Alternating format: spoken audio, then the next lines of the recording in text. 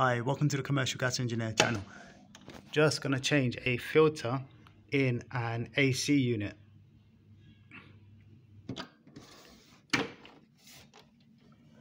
So here we have the filters here that need cleaning.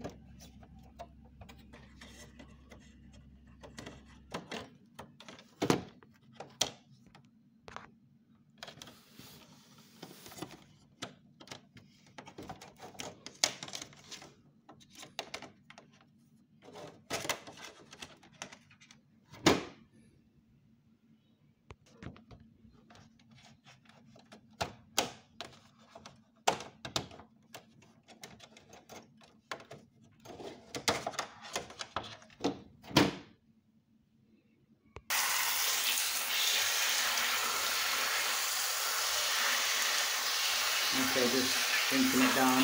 You can use a hoover for this, but I prefer to use water and then to allow it to dry.